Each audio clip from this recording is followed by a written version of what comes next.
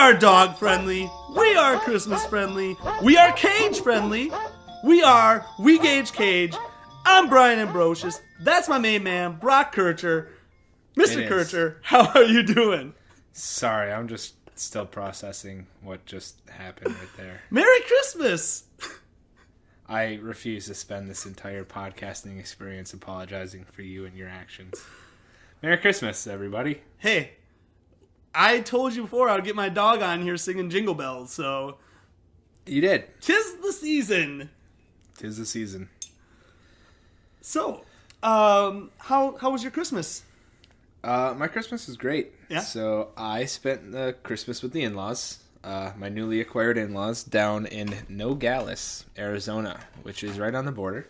My wife is half Mexican, half Lebanese, essentially. So, a lot of food, a lot of interesting new food, and Based off of what I saw on Snapchat, it looked pretty lit. it was so lit. I think I even texted you that it looked pretty lit. Because apparently that's the thing we're going to say now. I mean, we've opened up our world to the possibility of saying lit, so Yes, we we can't have. back down now. Yes, we have. I sent you your present. All right, first of all, your present to me, the people are enjoying it right now because it's this brand new mic. Because clearly that other mic wasn't working out necessarily. There was an echo and it was bulky. Oh, you mean the mic set that we bought for $20? So you got me a Yeti Didn't mic. pay off? I love it. Thank you very much. You're my best friend. Thank you, Yeti. I wanted you to wait to open yours because there's nothing quite like having something visual on a podcast. Something visual and something noisy. So, do you want to open it? Sure do. All right, which one are you opening first? Like the skinny one or the fatter one? The really soft one? The really soft one. Okay. The skinny one. And this is a silk tie. It's so bad. With a sexy photo of my wife.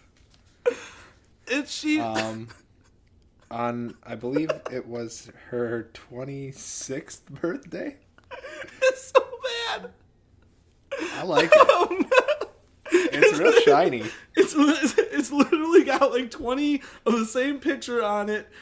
She's holding a gold chain $sign in her mouth. I told her it looks like it's from a music video or something. It was at a wedding, like a prop or whatever for the photo booth. But Yeah. It's kind of sexy. I don't know when you're ever gonna wear it. I mean, it's real sexy. I'll tell you when I'm gonna wear it, when I'm autoerotic asphyxiating myself while staring at this tie. Because your best friend can't send you good gifts. It is the gift that keeps on giving. All right. You want to open the other one? Yeah. It was a two-parter. You got to be excited now after seeing that first one. I feel like before I open this, before I can go any farther, we kind of buried the lead here, though. Oh, yeah. Because not only is it a Merry Christmas, but happy birthday, Oh, Brian yes. Ambrosius. Yes, I am 30 now. Yeah, I joined the 30 Dirty Club. You were earlier this month. I'm a Christmas baby, so we're there. For the uninitiated, Brian's birthday is on Christmas Day. Dude, that's why it runs, the Christmas, the red and the green runs through my veins. Hashtag not my Lord and Savior. Sure. All right, while you're sipping your hot cocoa, I should mention this is We Gage Cage, by the way. We are gauging, we're going to watch every Nic Cage movie, determine if he's a good actor or not, because we're not familiar with him. Oh, is that what we're doing? Yes. So there we go. It's That's not the just intro. Brock opening up presents? No, but can you do it louder, please? I mean, there's so much food. What is this one? Oh, this one is a mouse pad. Okay. It says, "This is your BFF," and it has a picture of you making a face and holding your crotch and bending over and sticking your butt out with a very large man in the background, which I was really hoping was not me. No, it's from a wedding this summer for one of my wife's friends.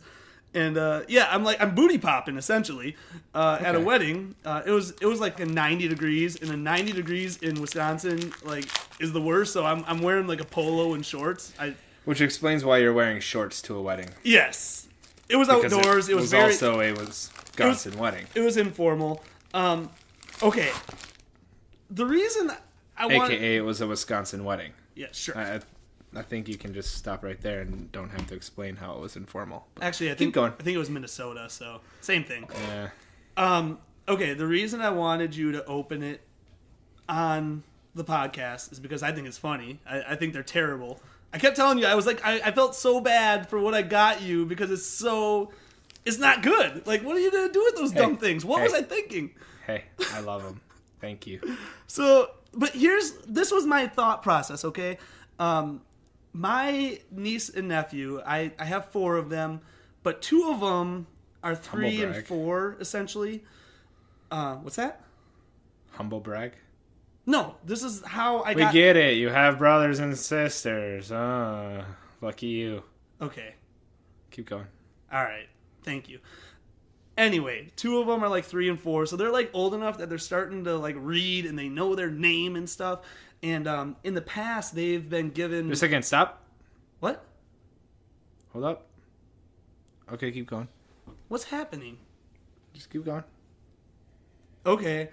So they're old enough to read their name, and in the past, they've gotten stuff with their names on it, like customized, and they love it. So I was like, one night, I was just online doing my Christmas shopping. I bought them like a blanket. Oh, no way. Really? Stop. You went to a wedding in Minnesota? Yes. Okay. Keep going. Anyway, I bought him custom stuff, and while I was online, I was like, oh, hey, I should get Brock something custom because he doesn't, like, I never make custom stuff.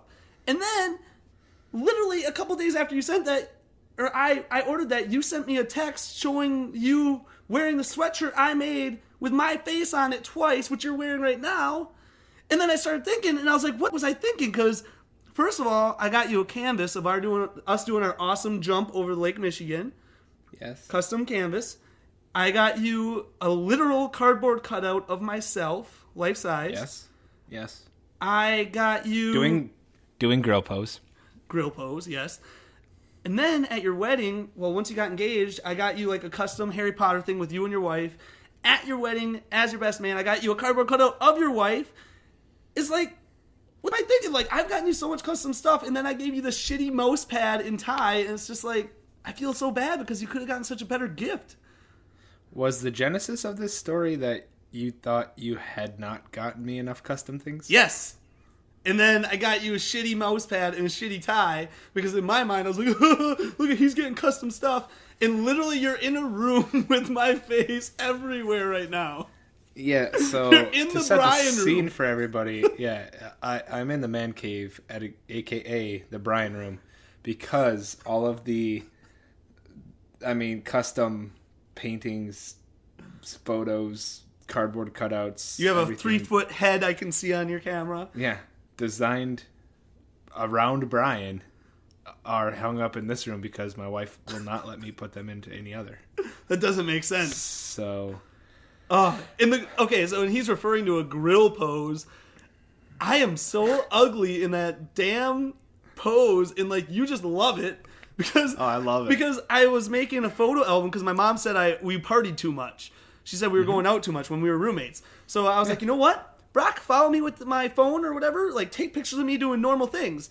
So I went out to my car and I was pretending to drive. I was pretending to do checks at whatever balance. I pretended to shower. And we went out by the grill, and I was like, oh, yeah, here, I'm just going to grill. And then I was like, well, I don't know how to pose for this. So you're just like, well, put your like right hand out. You like put your left hand on your hip, and then you're like, thrust, bend your knees. Bend your knees, bend like your knees thrust a little bit. your hips out. And it felt awkward, but I also know sometimes to look good, you got to feel awkward. Thrust your pelvis forward. Just like that. Now lean your shoulder back. Yep. Put that chest to the camera. Okay. Just like that. And it now looks smile. Terrible. It looks terrible. And I was like, oh yeah, that's exactly what people look like. If this should go in a Sears catalog. And what resulted is one of the most awkward poses, feminine like grill poses. And so it's a girl grill pose. Look terrible. It looks like he's never seen a grill in his life and has no idea what he's doing.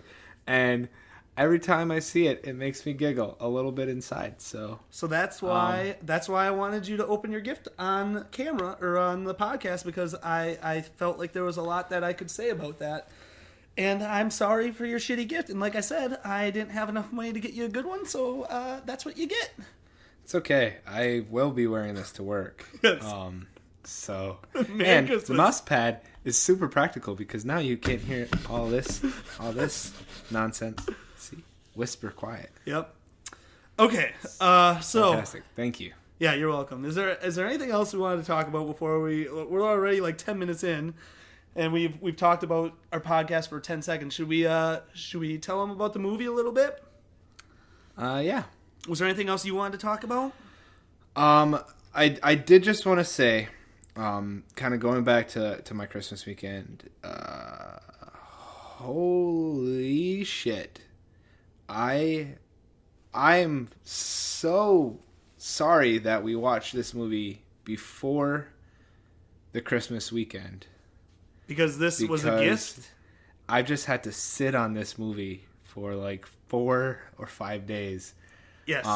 But it afforded me the chance to talk about this movie with my coworkers and with Emily's family down in Nogales. One of her cousins, shout out Evie, little Evie. So the one thing with Emily's family is that everybody pretty much has the same name. There's like 5 names amongst her like 20 cousins. So there's Greg 1, Greg 2, and Greg 3. Simple enough. Yep. There's like 2 Alexes and then a couple Evies. So there's like regular Evie, her mom, and then cousin Evie, little Evie. And when I explained that we were watching Nicolas Cage movies, and this movie in particular, to little Evie has seen pretty much every Nicolas Cage movie. Yeah. So if we can get little Evie on this podcast at some point. So the reason that we watched it a little early is because Leah was watching Teen Mom or some shit one night, and I didn't want to do it. And we had just finished watching Left Behind. So I was like, you know what? We're one ep in, like we're one movie in. Let me just get to the next one. And I was bored, essentially. And then you only had 2 days to watch it on Amazon. So like we had to get it done. And then with Christmas and I was out of town, we just couldn't record. But I was so giddy after I watched it. I texted you, I was like, dude, you got to watch this. Like, let's get this done tomorrow. But then you had internet problems. So I hope we don't forget anything because this movie deserves... When we started this podcast with Left Behind, this is the movie I was expecting. Like, Left Behind, it was a movie. It was boring. But this is what I expected when we decided to start from the bottom up. Yeah. I loved this. That's what I'm going to say right off the bat. I loved this film. I'm so excited right now, dude. You said from the bottom up. I mean, we're basically going top down at this point. We'll get into it because I just have to say right off the gate, you know, when we set out to do this podcast, it had one goal in mind, and that was to watch Nicolas Cage's movies until we could definitively answer the question: is Nicolas Cage a good actor? And I mean, after watching the 1993 movie Deadfall, I have to say, we fucking did it! We're done. We know. We're done. We know. 2 episodes in. 2 episodes in. We're done. So let's talk about the movie a bit. That's it. That's it. With Left Behind, you sent me the trailer, so I got excited. So I decided to do the same thing here. I watched the trailer first. Did you watch the trailer for Deadfall? There is a trailer for Deadfall?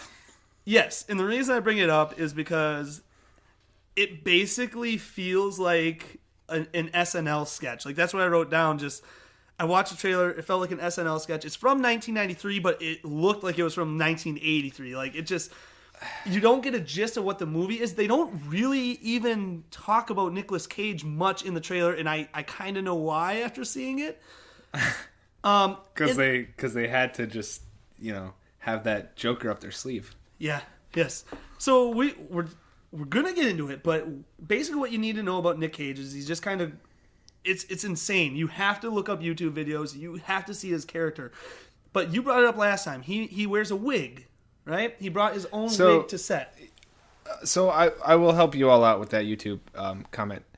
Type in Nic Cage Deadfall highlights. And it's like a 6-minute, 57-second clip. No, what you just do is you type in Nic Cage Deadfall. There's actually a 30-minute Nic Cage cut. There's like maybe 5 minutes of the other movie bullshit, and then it's got every Nic Cage scene. That's the one to watch. Yeah, but I don't think you need to watch that 30 minutes. You just need the 6-minute, 57-second clip. Every scene Nic Cage was in, I was enthralled. I was laughing. I was excited. I think you watch them both. You got time. It's 36 minutes. Watch them both. All right. If you don't have time, catch that 6-minute, 57-second highlights. The best ones are in. And that's the reason I bring up his looks is because did you see the movie poster for this movie? Not at all. I'm going to show it Again, to you. there is a movie poster for this movie? I'm going to show you. That is the poster for this movie. Does that look like anything out of this movie? No. That movie poster looks reminiscent of, like, Aliens. Yes. Or... It has got Nic Cage just normal. Like the movie Dreamcatcher. Nic Cage is not wearing a wig. He does not have glasses. Like this poster, clearly after they made the movie, they were just trying to... I don't know what they were trying to do. It only made $18,000, as we found out. But I would argue that the poster and potentially the trailer was made like much later after this movie. That poster looks like it's made in the 2000s at least. Yeah. So maybe it's after it kind of gained a cult following. Glad you're drinking on camera or on mic again. That's podcast listeners love that. Mm-hmm. Okay, so let's just start it out.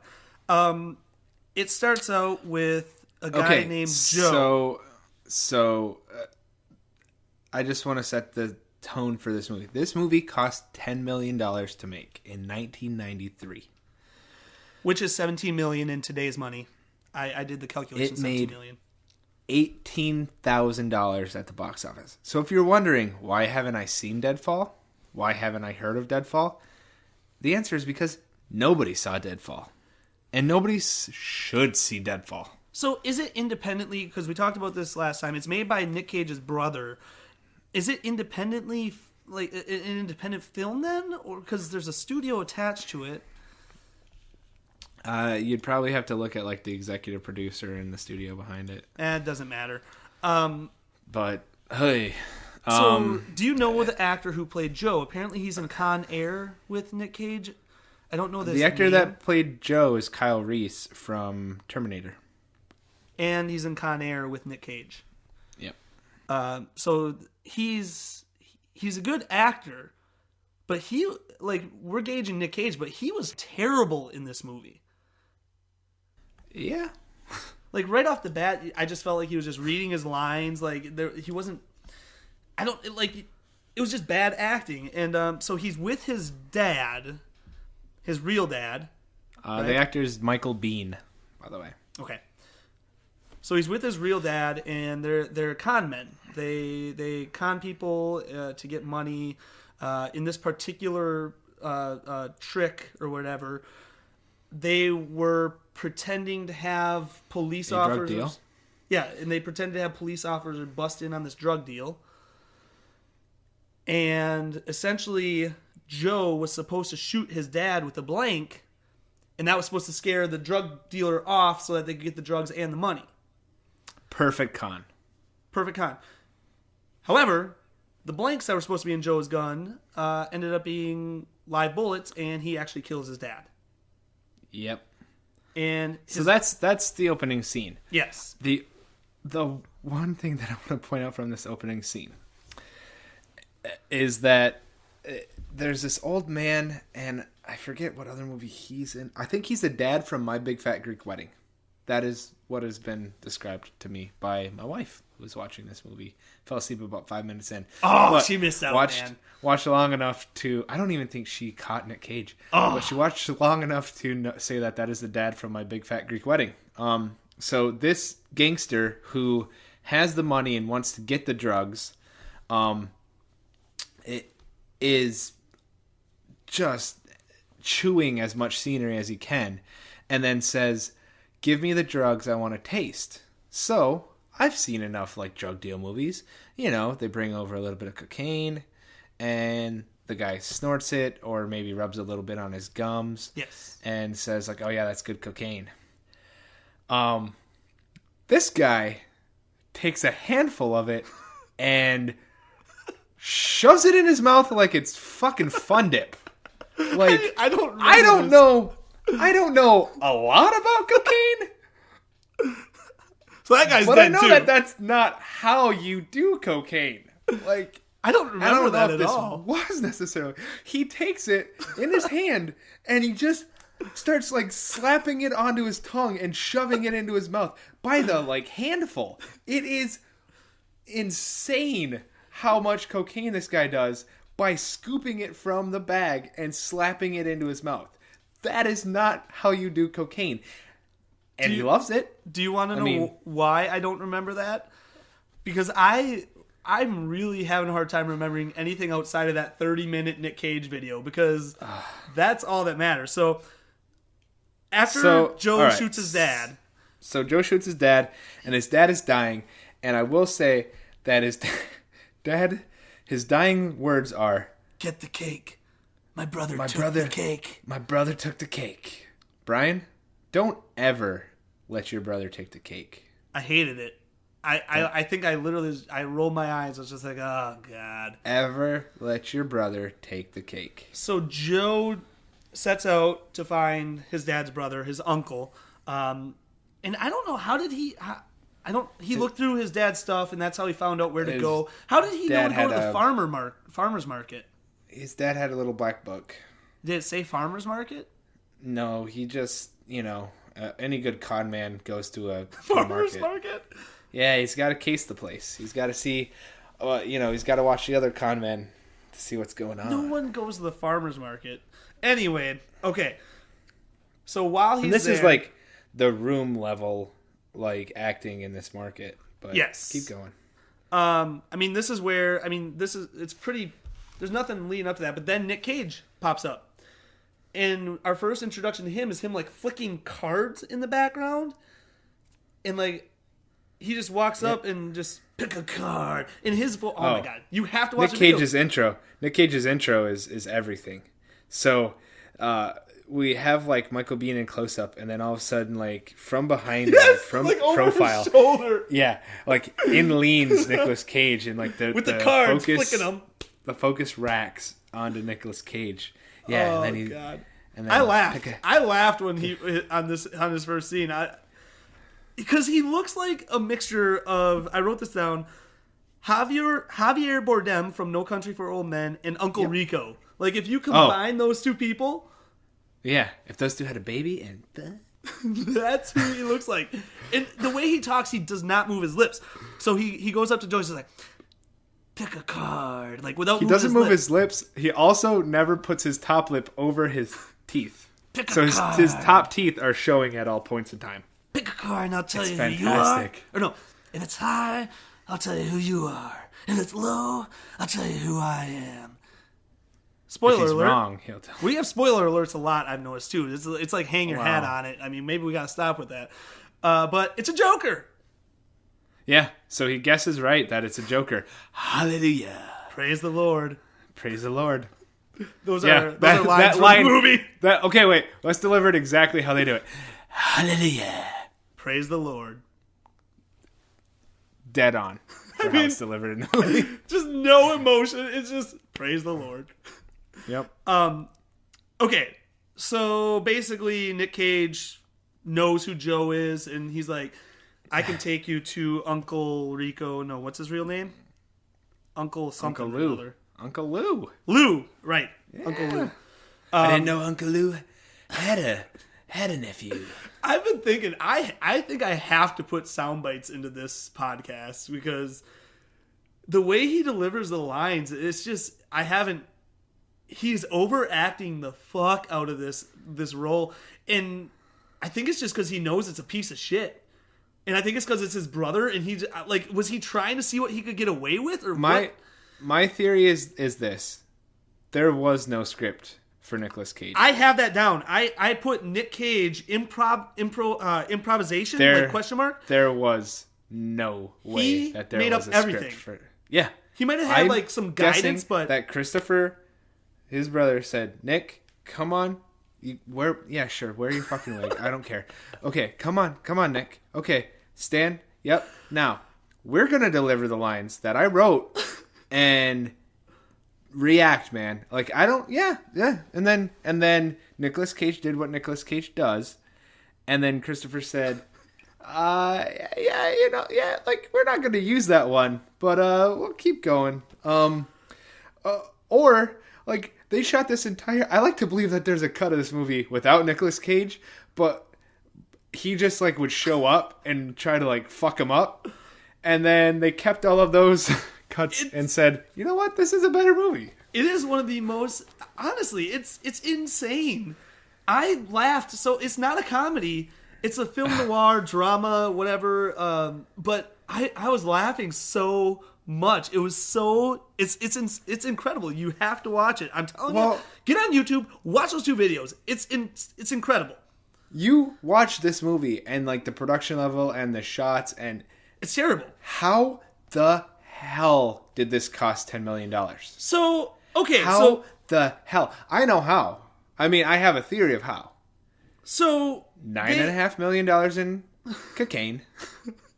Oh, it's real cocaine to Nic Cage. $500,000 to shoot a movie. Nic Cage, I wonder if he did actual cocaine in this movie. All of those drugs are real. They have to Absolutely, be. all of those drugs are real, and Nicolas Cage probably shoved fistfuls of cocaine into his mouth to give that guy, like, well, this is how you do it, friend. So I thought I hated Nic Cage. Just like when I see his movies on TV, like the trailers for him, I'm just like, oh my god, Nic Cage. But I love him. I'm texting you after I watched it because I got it a day ahead of time. I'm just like, Brock, did you watch it? Did you watch it? Like, I love this movie. This is better than Why Him. I laughed more in this than I laughed in Why Him. There were more jokes in Deadfall than Why Him. Okay, so anyway, they're cute. They're meet cute. They're like, it's funny, a couple things, but we're not getting Nic Cage. By the way, guys, he builds up. Like right now, this is kind of tame. Just pick a card, getting the weird voice. We're kind of getting a feel for it. But by the end of this movie, it's a missile goes off. So Nicolas Cage is Eddie, who is Uncle Lou's henchman, let's say. Yes. And just like John Wick, everybody is a assassin. This movie, everybody's a con man. Yes. Like Lou's a con man, Eddie's a con man, Joe's a con man. I mean, okay, it's all a con. So Joe, Eddie is gonna take Joe to Uncle Lou, and even when he gets up from the table to lead Joe out, like his mannerisms just make me laugh. He starts walking behind Joe like he's walking out, but instead he looks off to his left and just points to his right as he's behind Joe. Just like his mannerisms they're insane. Like, yeah. Okay, so they get to Joe or to Uncle He's Lou. on drugs. Yeah, they get to Uncle Lou, and Uncle Lou and by the way, Uncle Lou confused the fuck out of me because it's the same actor as his dad. Guess what, guys? Uncle Lou is a twin. It's the same actor as the dad, and I was confused. Yes. Like, were you confused? I thought it was the same guy. Absolutely not. I was like, wait, because then Joe, like when we first finally, Uncle Lou turns around because he's looking out the window, oh, people shopping, whatever. He finally turns around and Joe gasps, and Nic Cage says, "You look like you've seen a ghost, friend." Because he's a twin. Man, I was really confused there. I was like, wait, so is that the dad, and now they're playing like a cat and mouse game? So in your world, do twins not exist? It was confusing, all right, man. Whatever. Lay off. I'm fairly certain that the description for the movie even says twin brother Lou. Anyway, Joe says recovering valuables that Mike's twin brother Lou. Joe and Uncle Lou start having a back and forth, and Nic Cage at some point for no reason at all. Are you talking about when he goes and sits in the back and huffs, takes out his pills, and the way he puts them in his mouth, he holds his hand out like a child. He holds his hand out like a child, like fingers spread, pours 2 pills right into the palm, and lifts his whole hand up like I'm slapping my face, with my fingers out, and that's the way he eats them. And so he pops them in, and then he goes, You motorboat son of a bitch. He like motorboats after he takes the pills. It's insane. In the camera, He motorboats the air for nigh upon 8 seconds. Like, no exaggeration. They let every scene run long because they just say, yes, Nick, do what you do, baby. Play a little jazz out there. And Christopher, the producer, the brother, does not care that Uncle Lou and Joe are talking and actually advancing the plot. The camera is only Nic Cage. It is Nic Cage, full screen, doing this weird motorboat thing while they're talking and moving the story forward. Taking drugs. Yeah, Nic Cage By the taking way, drugs. this movie is not about Eddie. Like, Oh I my mean, God. it is, but it's absolutely not.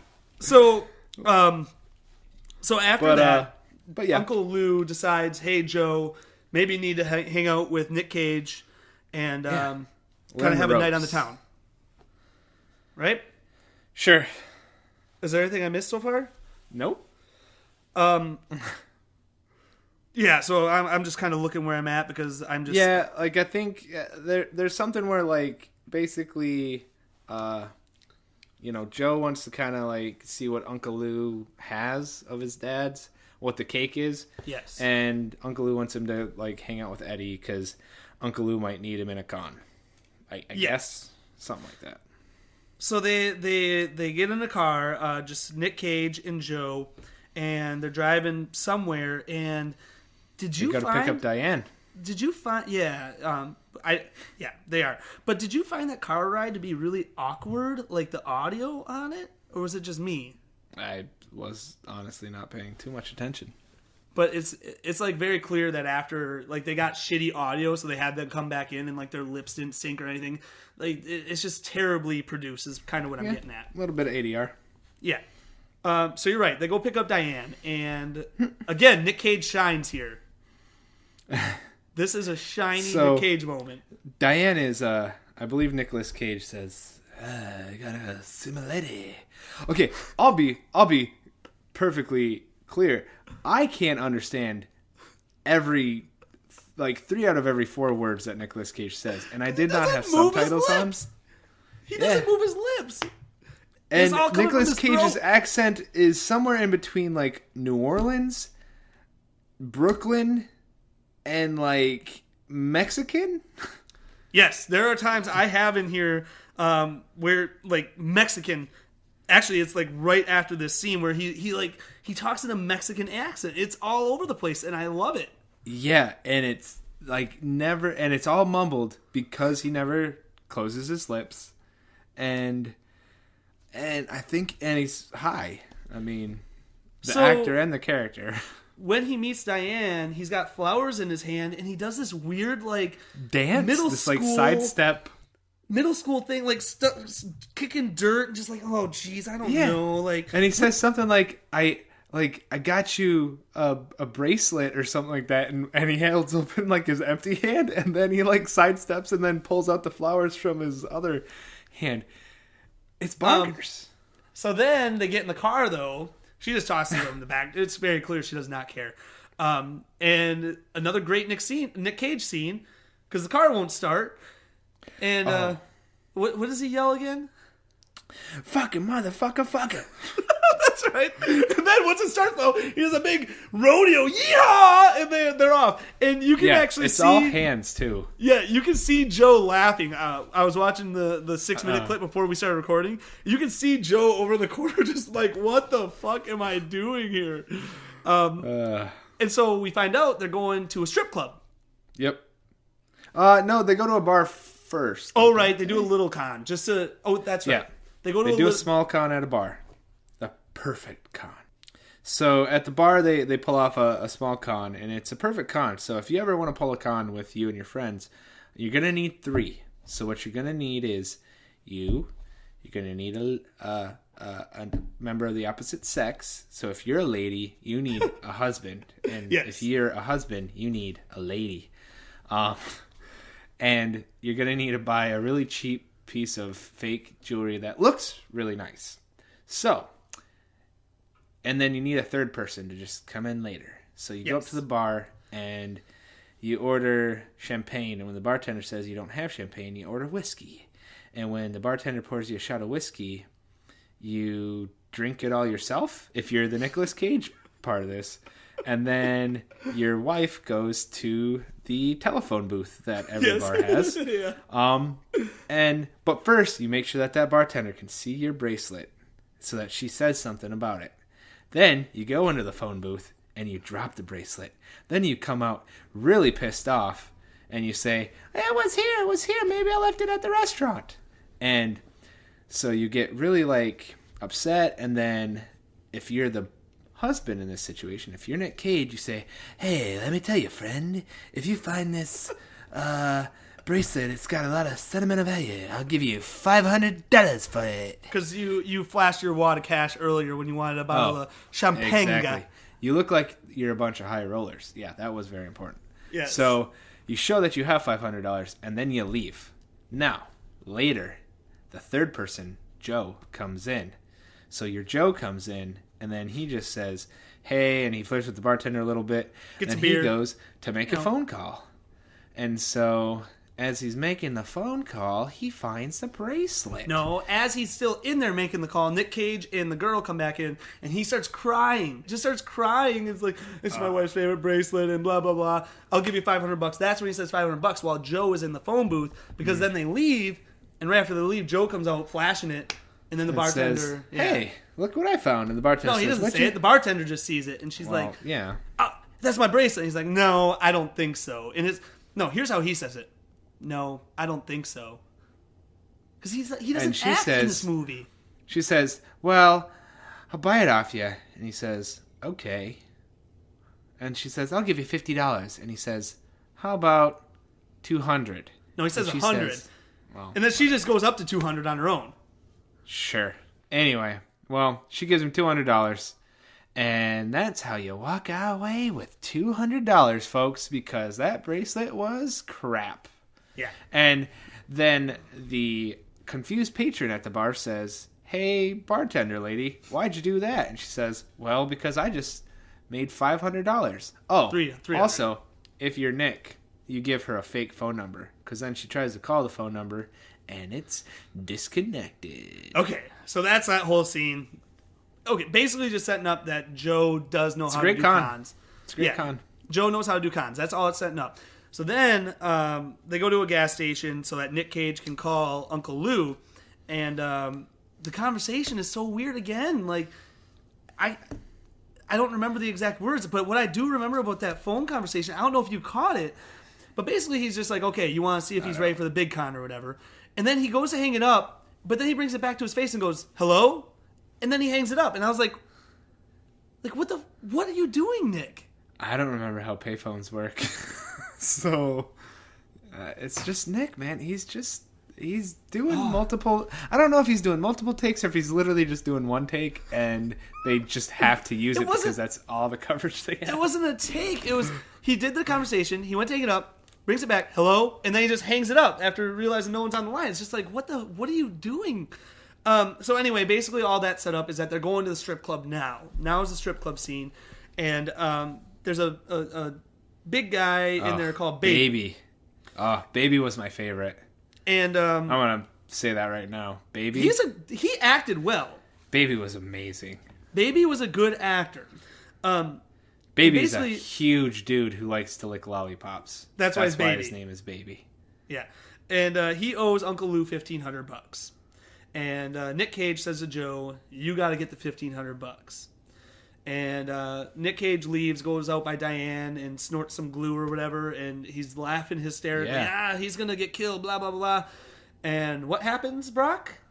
Well, I say Joe and Baby walk out and give each other a little bit of love, give a hug. And, Yeah. And Joe walks to the car, flashes $1,500. Yep, he got it. And Nic Cage can't believe it. You got... Oh, wait, no, that's later. I'm sorry. I was just about to say a line from later. Well, because we're still kind of... He got the fucking money. Because we're still kind of not over the top Nic Cage yet. There's been some good lines. This is where... it's in the scene where he says, "You got it, baby." Like, he says it in, like, a Mexican accent. Yeah. Like, his accent is all over the place. Okay, so after that... Is that where they where Diane and Joe go back to the hotel then? Or is this where he goes to Uncle Lou's place? Joe goes back to the hotel, and then Diane finds him. Waiting. That's right. So, if you're wondering whether there was softcore porn in this movie... Dude! There is softcore porn in this movie. Diane and Joe have sex. And it's intense. It is a long sex scene. That's exactly what I said. Sex scene, really long, really intense. 100%. What's the definition between softcore and hardcore porn? Is it just penetration? No penetration? Is it penetration? I think so. Is that it? Probably. But this was basically softcore porn. It was way too intense. Like, I'm just watching, I'm like, oh, wow. Like, it was too much. Like, you don't need that much sex in this movie. Yeah. Emily was asleep right next to me during it, and I almost wanted to wake her up to just be like, hey, would you look at this? But I was glad I was watching on my laptop where my wife couldn't see it, because I felt kind of dirty watching it. It took a turn. Anyway. So Diane, who is Nicolas Cage's girl, she hooks up with Joe. After like a borderline, Joe doesn't buy it at first, but then eventually acquiesces. Anyway. It doesn't matter. Like I'm skipping over it because it's not Nic Cage. Is this a con?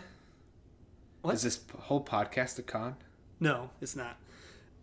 Okay, so then after that, we see Joe go to Uncle Lou's, and Uncle Lou's wife is just as weird as Nic Cage. Oh, Uncle Lou's wife. She was weird. Oh, I liked her. But essentially, that's where he gives Uncle Lou the $1,500, and Uncle Lou determines that he's going to be a part of the next big con. Big con. So then after that scene, I mean, there's nothing to talk about. Again, if Nic Cage isn't what? We find out what the cake meant. Oh, that was so stupid as well. So it was a ring, right? An engagement ring, because he was going to propose to the dad's wife. Yeah. So I guess, I don't know, from what I got out of it, essentially there's this woman, and it's Joe's mom, who's this redhead, and there is at one point there's a scene where like you see the redheaded woman briefly, very briefly, like at the cemetery, and so for Joe's dad, but Joe's mom is dead, and I didn't get that. So yeah, I didn't understand that part. Something with the cake is basically that like Uncle Lou and Joe's dad, Mike, were basically after the same woman, and like Lou was actually gonna propose to her, but then Mike is actually the one that took the cake. Yeah. Or Brock, something about how like Lou stole the cake off their wedding cake or some shit. I don't even know. I am like on the edge of my seat because you're lingering on this too long. Don't ever let your brother take the cake. The scene after this is the best goddamn scene you will ever watch in cinematic history. So whatever. Joe's talking to Lou and the wife and whatever. It cuts back to the strip club where Nic Cage is. Back to the strip club. And he's sitting on the stage, and he's got the dollars in his hand, puts them in her breasticles, and he's just like, Mommy, Mommy, Mommy, doing classic Nic Cage lines, and Baby comes up. And, what you doing here? I don't want to see your ugly face here again. Oh, don't worry, baby, we cool, baby. What's your problem, boy? I thought you were settled. We are with that, baby. There's nothing to worry about. That's worse than that, is how Nic Cage says it. Like, his accent is all over the place. And, basically, Baby says that, he never paid. Cool? No. We ain't cool, man. I never paid you. He didn't pay. And, Nic Cage says, Brock. Well, Baby says, I didn't pay him a damn thing. He just told me if I went outside and shook his hand, we'd be square. To which Nic Cage says, it was his fucking money. Right? Yep. Isn't that right? Yes. Absolutely, 100%. To which Baby laughs and tells him, he's taking your job, boy. I bet he's stealing your woman, too.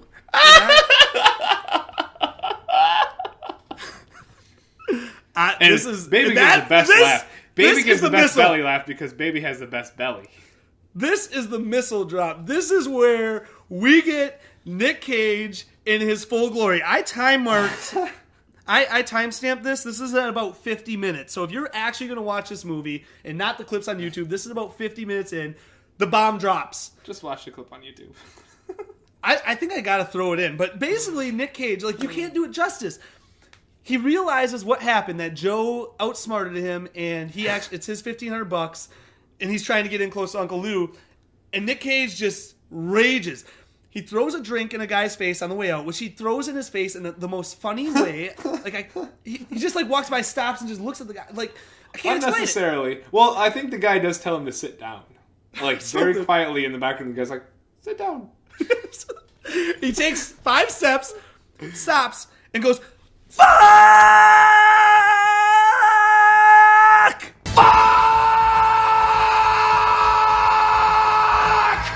You peeked the mic there. You'll fix that in post. But yes. I don't care. It's like a 5-second, just loud fuck. Yes. Arms I want to out. say that possibly has a record for the longest held fuck in cinematic history. He puts his body into it. His arms are by his side. He's like yelling to the skies.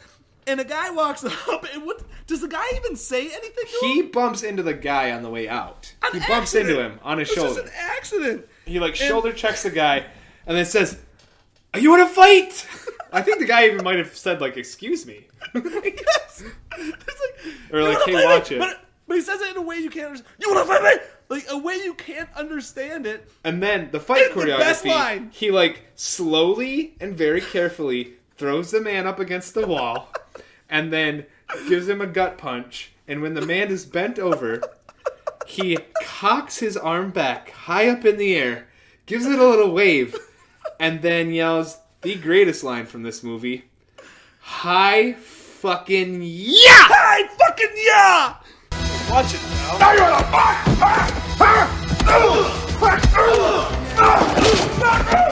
Hi fucking yeah!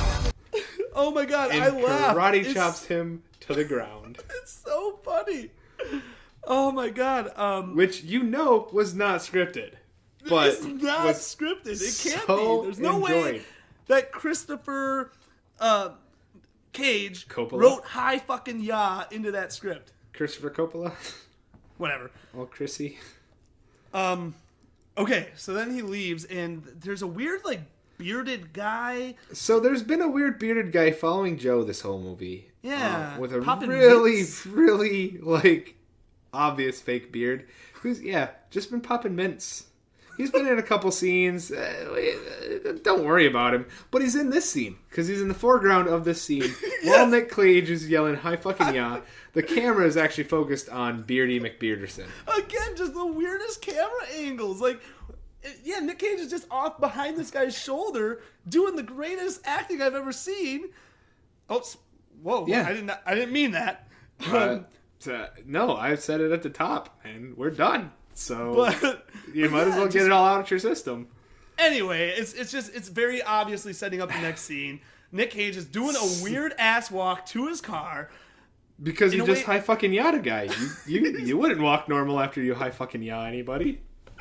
And Beardo comes out, tries to strangle Nic Cage. Beardo comes out with the thing is, I must have blinked because I missed how Beardo got behind him so quickly with a razor wire to his throat. It was more like a shoestring or something. It didn't look big or anything or whatever. It was like a slip knot. He had professional tools, and he was choking Nic Cage, who pulls a knife from his boot and stabs this guy in the leg in order to, again, very slowly, very methodically, take him gently and flip him over his shoulder and lay him down nicely and gently on the ground. The fight choreography here was so methodical and just, planned Slow. out gently. Yes. Slow, yeah. So this guy gets down on the ground, and then Nicolas Cage gets up behind him up to his car and says, Who fucking sent you? Who fucking sent you? "Who sent you, baby girl?" Or something, baby little girl. woman, or something like that. Who sent you, baby girl? Yeah. To which the man says, Sam fucking Peckinpah. And then Nic Cage goes, yeah! And just slits the guy's throat. Slices the guy's throat. Because clearly he wasn't sent by beloved filmmaker Sam fucking Peckinpah. I didn't know who that was. The thing is, there is a character in this movie called Sam. So is the guy's real name Sam Peckinpah? No, Sam Peckinpah is the director, but there is, I think the mom's name, like the Lou's wife's name is Sam, maybe? Why couldn't they use like a more famous Sam, like I don't. Sam Goody? Because in 1993, Sam Peckinpah was the shit, dog. Anyway. He ends up going to what's the girl's name again? To Diane's house or hotel, wherever she lives, penthouse. Yes. This is another. Oh. This is my number 2 favorite scene after the strip club scene. I mean, and it's just back to back, like no transitions, just cut. Yeah, from the strip club scene to this scene, which are the 2 best scenes in the movie, there's 1 minute in between them of that stupid little fight. So he just comes in, yells. But he slices the guy's throat. And now this guy's been popping mints every time we see him. As he slices the guy's throat. Now, I wasn't sure because it's a little dark. But if you're wondering, like, hey, do those mints come back up? Yeah, those mints do come back up. Because they spill out of this guy's throat like, any other normal pocket, like when it gets cut open. So instead of blood, there are like 4 or 5 mints that come trickling out of this guy's slit throat. It's presumably out of his throat. So bonkers. Leading us to believe that he doesn't even have blood anymore. He just is a mint monster. So yeah, Nic Cage just comes in. They're fucking trying to kill me. They're trying to kill me, man. To Diane, who's alone in the room, but she's like dressed in lingerie or something, like a nightie. Yes. With a glass of scotch or something. Mm-hmm. Very clearly was waiting for someone, right? Or someone just left. Something. Yeah, I don't know. Or she's just, having a little fun, having a little self-love. So, nothing against that. Well, what about the cigar that he points out? Well, so I assume someone was in the room. Clearly somebody was there, but, she could have a little fun too. But just saying, he doesn't have to jump right to conclusions. Well, so he comes in and then he says they're trying to kill me, and then she says, "Man, who'd want to kill me, man? Who would want to kill you, Eddie?" And then he doesn't know because at this point, as the audience, we have no idea who the heck Beardy McBeaterson was, and then he finds a cigar in the ashtray and says, I didn't realize he smoked cigars. Especially Lou's brand. Especially this brand. It's Lou's brand. Is it? It says Lou's brand. Are you fucking Lou, man? Are you fucking Lou? Yes. That is... Yep. That's it. He starts humping the bed. Oh, look, I'm fucking Lou, man. Yeah, fucking Lou. Fucking Lou. And then he proceeds to go to the edge of the bed and goes... I don't like using this word, but... So he does another bump of drugs. Oh, yes! Yes! And the best bump he's done the whole movie. He doesn't do a motorboat this time. Now he just, huffs some glue and then makes, the weirdest face. Which, I'm assuming, again, not having done glue myself, I'm assuming is the face that you probably make when you huff glue. Much like the motorboating when you pop some pills or the scooping cocaine directly into your mouth. I'm trying to do my best impressions, but it's basically something like just in his face is weird. His tongue is out. Yes, that's better. So yeah, again, then watch a clip. It's worth it. It's worth your time. You'll see exactly what we're talking about. It'll validate that we're doing spot on impression work. So again, with the weird camera angles, at this point, Diana just said, "Let me pour you a drink," and while he's snorting the glue, you hear it happening, but it's just focused on Diane again, just pouring a drink. It's like, get me over to Nic Cage. It gets to him just in time to do the face, but it's like, The camera angles are so stupid. Yeah, we're like behind a mirror. Like, Yeah. I don't know. I have no idea what was going on in this room. I would have loved to be there during the filming of this movie. But oh my god, it would have been incredible. So then he goes and sits on the edge of the bed and he's like, am I a fucking retard, man? Am I a fucking retard? Blah, blah, blah. Viva la fucking France, man. What am I, a fucking retard, man? Am I a fucking retard, huh? I know what this is. You're trying to stop me out because of his crazy little nephew being around. Well, vive la fucking France, man! yeah, Viva la France, which didn't make sense when I watched it, and has not made sense in the other 4 or 5 times since I've watched it. Viva la France? Viva la France, man!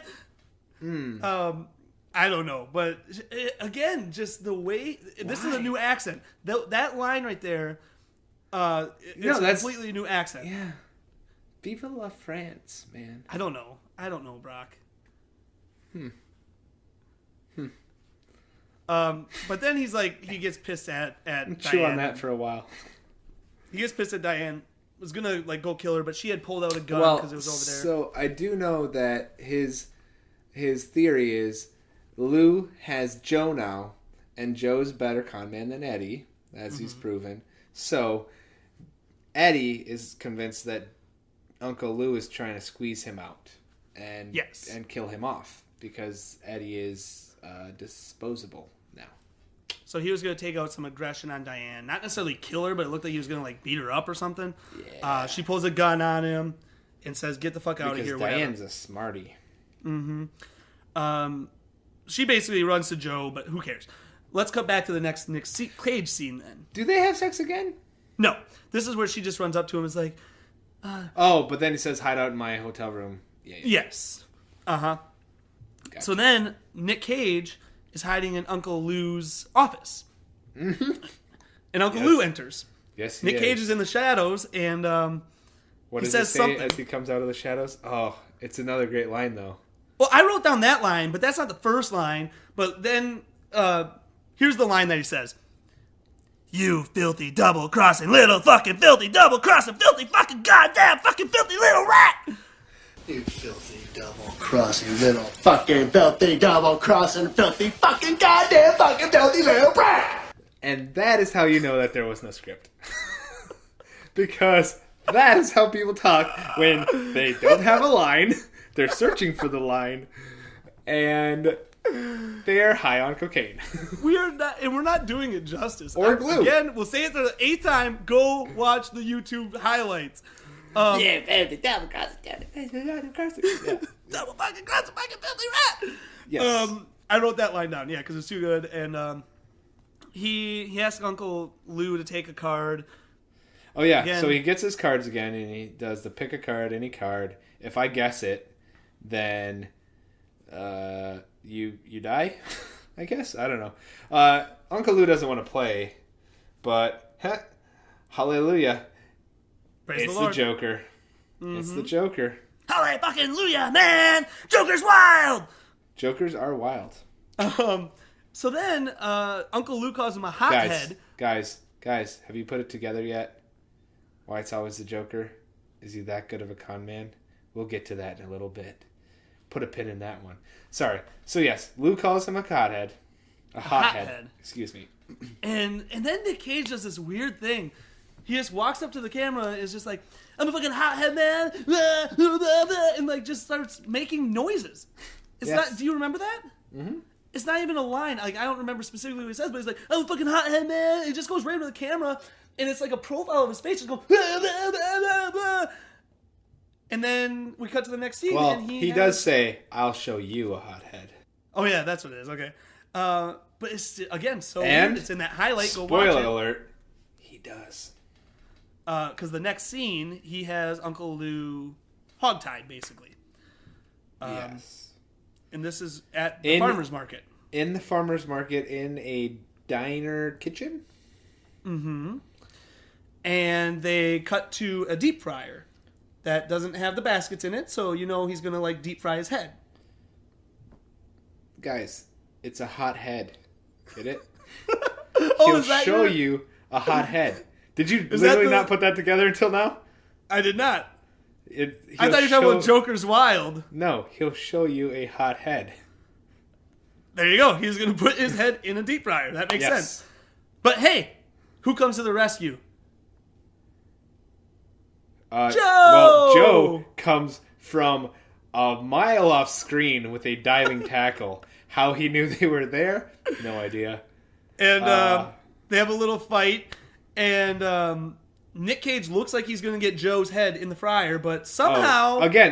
They have a well thought out, paced, choreographed fight scene with very deliberate movements of you go left, now I go right, now you go... Slow, very slow. Very slow, very, very paced. But Nic Cage as Joe is about to go into the deep fryer. Somehow, nothing reflects that this should have happened, but Joe somehow gets on top. Yeah, there's no like kick, there's no knife to the leg, arrow to Joe the knee. just gets on top. Yep. And as he's... he's a good con man. I missed a part. While Nick was pushing Joe's head down, this was right before they flip around, Joe's like reaching above him, trying to reach Nic Cage's face. Oh, he pulls the wig off! He pulls the wig off. And Nick is bald! A wig. Yeah. It's all a con, man. Yeah, it's a wig. And so then they do the flip. Nic Cage in the deep fryer, and he's dead. And the movie... Eddie's head goes in the deep fryer for like 5 seconds. Now, we've established I don't know much about cocaine. I don't know much about huff and glue. I also I'm not a doctor, and I was a short order fry cook for a while, but I don't know much about getting your head deep fried. I don't know if it'll kill you, but in this movie's universe, it kills you. I think it'll kill you. Eddie dies. So that's the thing. Eddie's alive for a second, though. Like, his lips kind of quiver a little bit. We kind of get a little Nic Cage Does moment. he give one last friend? Yeah. That's people. That is at 58 minutes. This is a full 90-minute movie. There is still, like, 30 minutes we have to get through, and it's just shit. Have to get through? No, I'm just saying, like, when you're watching the movie. Like, there's still 30 minutes you have to watch. You don't have to watch it. It's dumb. Yeah. I will say this. I don't know if you want to talk much about that because it doesn't even matter.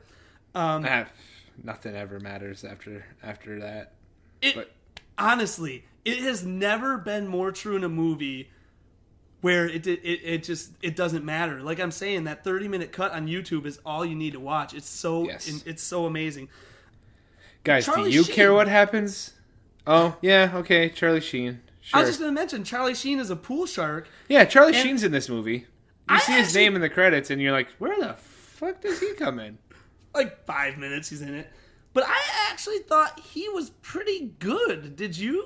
I mean, we may have to, like, have another podcast called, like, Glazing the Sheen or something like that. Taking the sheen off. Yeah, taking the sheen off. Yeah. Polishing the sheen? Yeah. Something like that. But I actually thought he was kind of good. Yeah, no, I thought he was fine. And, okay, we'll get through this real quick. We'll just do a quick sum. 2 minutes. I'm going to be perfectly honest with you. And with America right now. And with, our international listeners, too. I fell asleep. My eyelids got real heavy. I fell asleep for a couple minutes throughout. I like held them open with my fingers to like get through some of this last half hour, but there's nothing there, guys. I know what happens. I mean, I was in and out. Like I kind of lost the thread for a little bit, and like why any of this shit had to keep going on. It did not happen during the Nic Cage parts. You're not right. No, this was in the last half hour. The last basically act. Nic Cage died, and so did my soul and my spirit and my enthusiasm for watching this movie. So I wrote down no with 6 O's after it when he died because, like I said, I was laughing. I every scene he's in, and especially from that strip club scene on, it is just a tour de force, a powerhouse.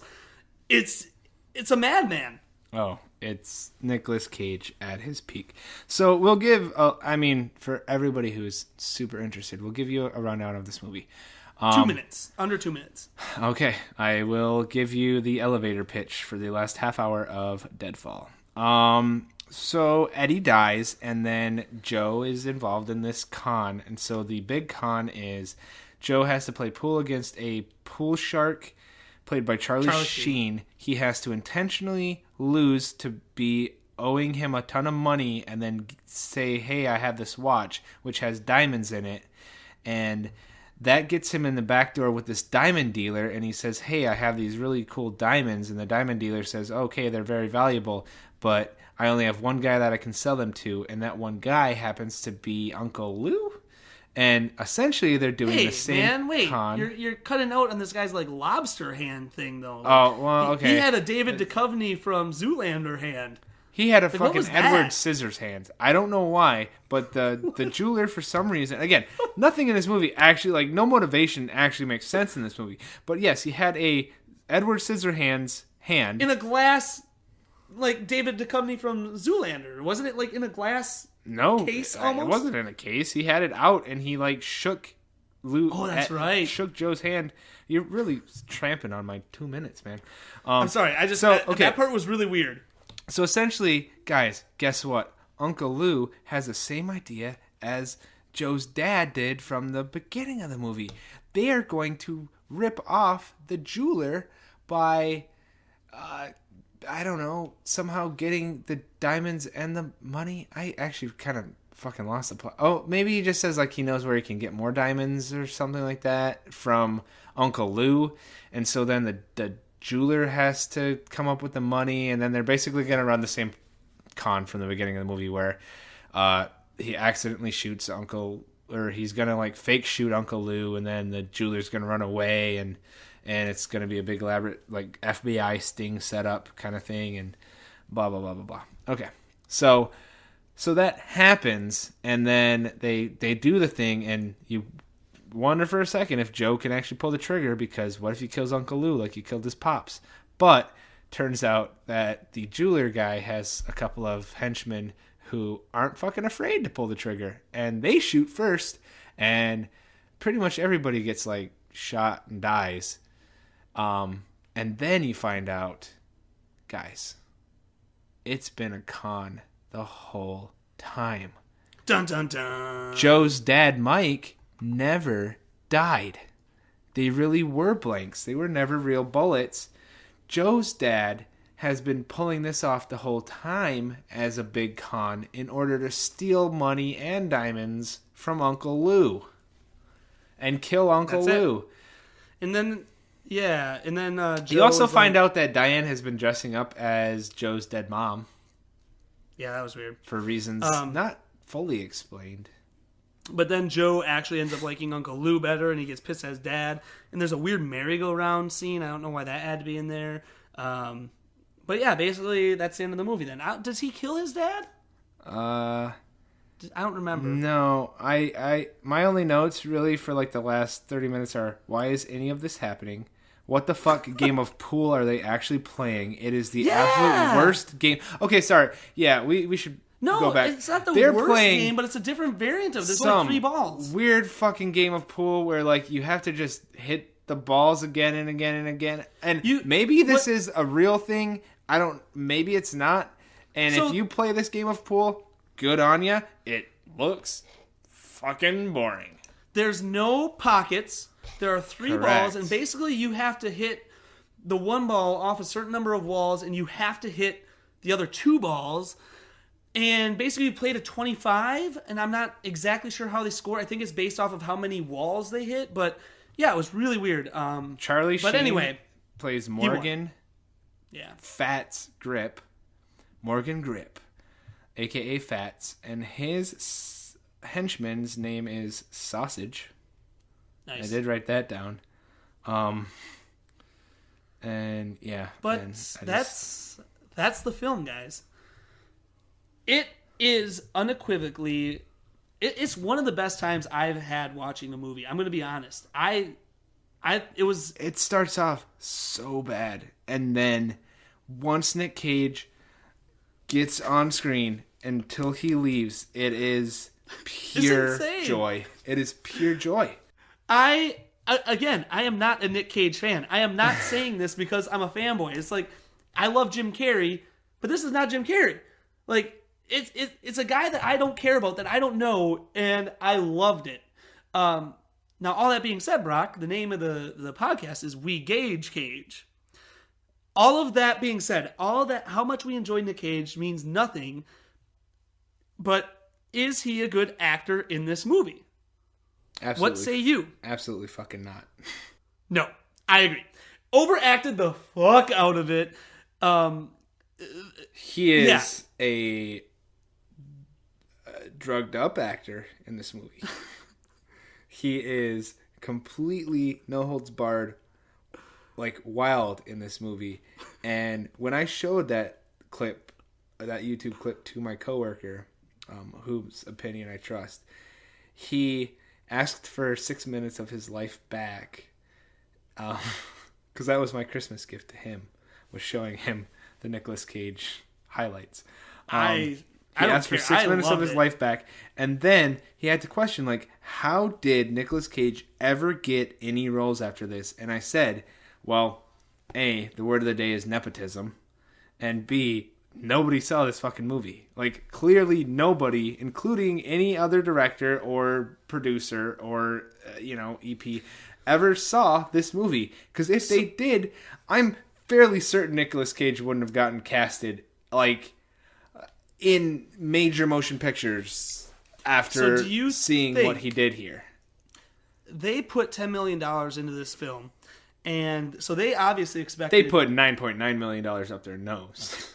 They put $100,000 into this film. But what I'm saying is, do you think... Sorry, and their mouth, not up their nose. Once the product was finished, that they realized it was just insane, and they just tried to bury it? They like, did they not want to show it to people because it was too insane? And like you have a solid cast. You have Michael Biehn, who played, again, Kyle Reese in Terminator. You have Nicolas Cage. You have Sarah Trigger, who has been in other things.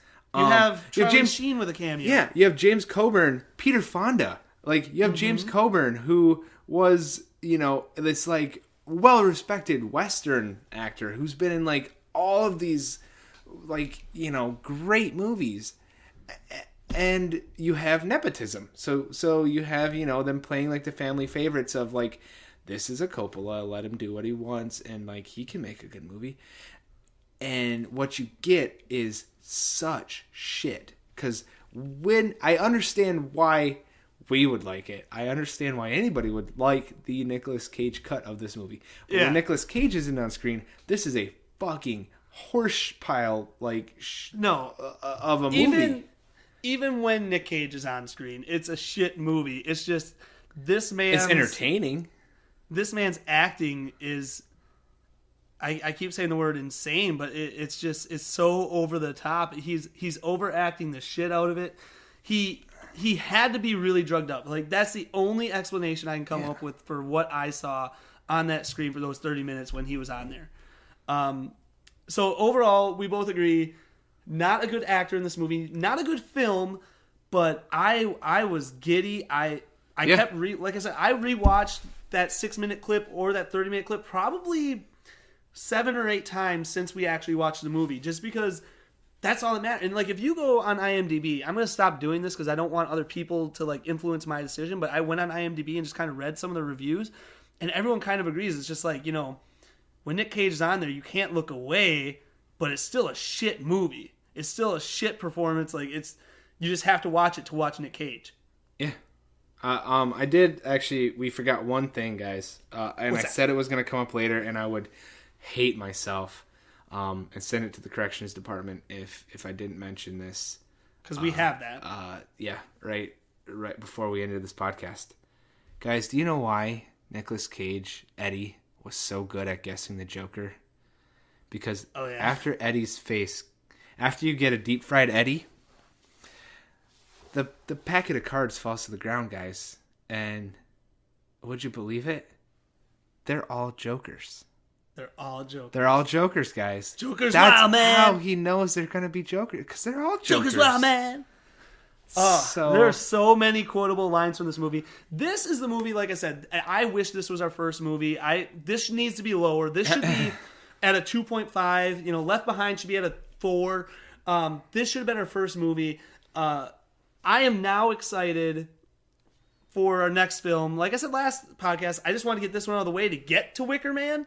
But this was amazing. I am excited for Wicker Man. Very notorious for being terrible. It has a bit of a cult following, so I feel like the rating actually should be worse.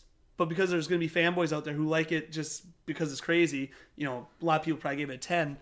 That's something I actually want to do for next podcast. I want to kind of take away the ones in the 10s, and I want to see kind of what the middle average is, just to see which of these bottom movies actually is kind of the worst when you take away the ones in the 10s. Yeah, because a lot of people will just give a film a 10 if they. Oh, don't worry. We're going to be watching, Knowing and Next, or whatever it's called, and Drive Angry, and all these movies where they're just going to blend into each other, and it's going to come out in the wash. I'm looking at one of the user reviews, and it says, I found it to be boring, a re-scripted plot, and seriously lacking in action, as depicted by the trailers. Other than that, he's one of the industry's best actors. But again, to the point of the entire podcast, the reason why we're here, is he? Is he? Because are we going to get to a point where we see that? I argue no. I argue no. I will say I was surprised once we put the list together that his top-rated film was Kick-Ass. Yeah. Because once we took away the ones where it's like a documentary. He doesn't do a good job in Kick-Ass. But that's his top-rated film, and I think it's like what is it, is it a 7 point something? Sure, but he does not do a particularly good job. He's in it. But I'm just... That's what I said, for Left Behind. He's in okay movies, but is he good in them? So his top-rated movie is a 7.7. That's not... From an actor with as many films, he averaged... Because I was looking at this again, too. I thought it looked like he had a lot of work since 2006 on. He averages about 5 or 6 films a year, and for his top one to be 7.7. That's why I brought up the castles on our first intro ep, is that he gets work in order to pay for the castles. That's why he takes whatever role is given to him, because he's bankrupt and he has to pay for all of his nonsense. I will say one film I'm disappointed that we don't get to watch because he's a producer on it and not an actor is 1,000 Words. He's got a couple where Eddie Murphy. Well, so Christopher, his brother, has made other movies, and I know that he's an EP on a couple other movies. So this didn't bankrupt Christopher either. And I don't know how, because whose fucking money was that $10 million that they lost? I don't know, but that's a bomb. So much gets brought up about John Carter and Howard the Duck and stuff, because I know that those were in maybe the $100 million scale, and they lost a ton of money. But they made $1 million. This made in the tens of thousands after spending tens of millions. It's insane to me how this is such a bomb. I feel like they buried it once they discovered how bad it was. But anyway. I really hope everyone goes out there and watches that YouTube clip. We'll be back next week with Wicker Man. Yes, sir. And hallelujah. Praise the Lord. And hey, have a nice trip. See you next Deadfall. Oh! Ayo. Merry Christmas, everyone. Merry Christmas. Happy birthday, Brian. Oh, thank you.